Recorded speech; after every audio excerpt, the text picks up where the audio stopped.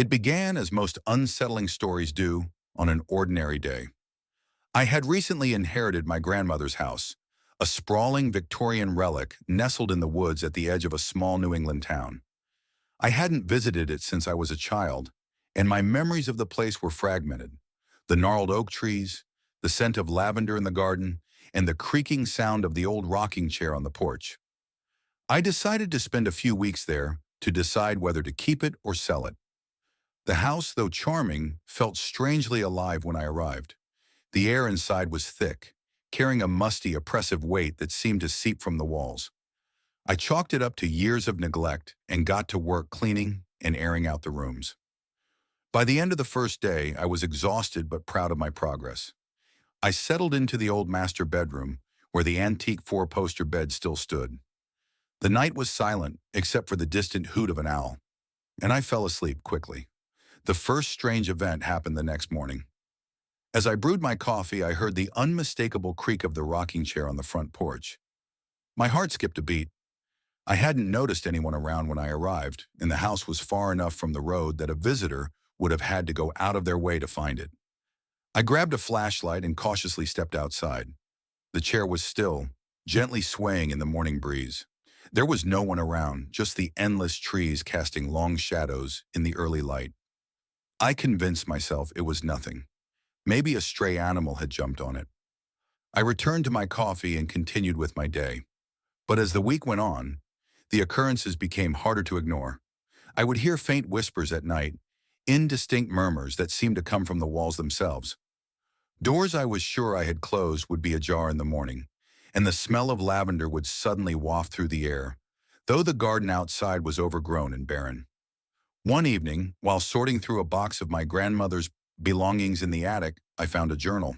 Its leather cover was cracked and worn, and its pages were filled with her careful handwriting. At first, the entries were mundane, notes about the weather, recipes, and letters she'd meant to write. But as I flipped further, the tone shifted. She wrote about hearing voices in the night and feeling as though she was being watched.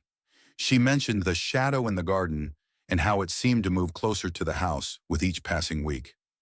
One entry caught my eye. April 12th, 1978. The lavender might's not right. The scent is strongest when the shadow is near. I tried to follow it tonight, but the air grew so cold I could barely breathe. I've locked the doors, but I'm not sure it will help.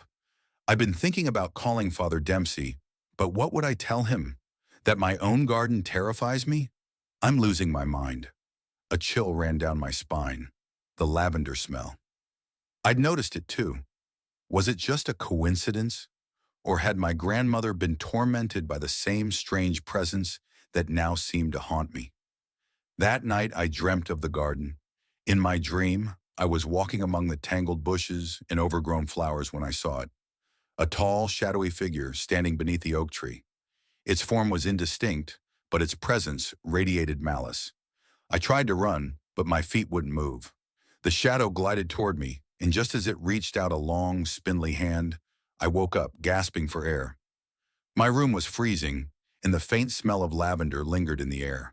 The next morning, I decided to investigate the garden. Armed with a pair of gloves and some pruning shears, I ventured into the overgrowth. The deeper I went, the more uneasy I felt. The air grew colder, and the once faint scent of lavender became overwhelming. At the far end of the garden, near the base of the oak tree, I found something that made my stomach turn. Half buried in the dirt was a rusted metal box. I dug it out and opened it to find a bundle of old water-damaged letters tied with a ribbon. The handwriting was unfamiliar, and the ink had faded, but I could make out enough to piece together the story. The letters were addressed to my grandmother from someone named Margaret. They spoke of a deep, forbidden friendship that had turned sour. Margaret accused my grandmother of betraying her, of spreading lies that ruined her life. The last letter was different. It was angry, filled with dark, cryptic promises. "You'll regret this, Lillian. I'll make sure you never find peace, not in this life or the next." I returned to the house, clutching the box, my mind racing. Could Margaret's curse have been real? Was her spirit still here, exacting her revenge on my grandmother's descendants? The idea seemed absurd, yet I couldn't deny the evidence piling up around me. That night, the whispers returned, louder than ever. They filled the house, overlapping and echoing until it felt like 100 voices were speaking at once. I tried to block them out, but they grew unbearable. Desperate, I shouted, "What do you want?" The whispers stopped. The silence that followed was even more unnerving. And then, from the darkness, a single voice answered, "Leave." I didn't sleep that night. By morning, I had made up my mind to leave the house. But as I packed my belongings, I felt a strange compulsion to visit the garden one last time. Something was drawing me there, a force I couldn't resist. When I reached the oak tree, I saw it, the shadow. It was no longer a vague figure, but a distinct form, tall and humanoid, with hollow eyes that seemed to burn with an inner light. It raised an arm and pointed at the ground. Trembling, I looked down to see that the dirt beneath the tree had been freshly disturbed. I ran back to the house and called the police. When they arrived, I told them about the disturbed ground and insisted they dig.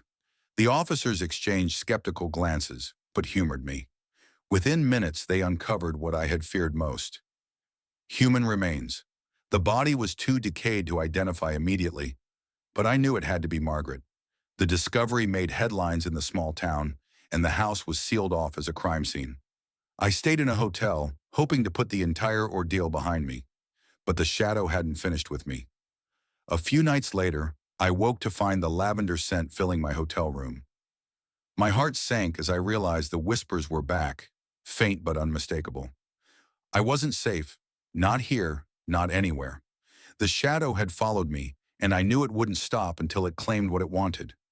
Now I'm writing this from a motel on the other side of the country. The whispers have faded, but the lavender scent lingers. I don't know if I can ever escape it, or if I'll spend the rest of my life haunted by the curse that began in that house. If you ever find yourself walking through the woods and smell lavender where it shouldn't be, turn around. Leave immediately, because some shadows are more than just darkness. They're the remnants of lives broken by anger, festering into something far worse.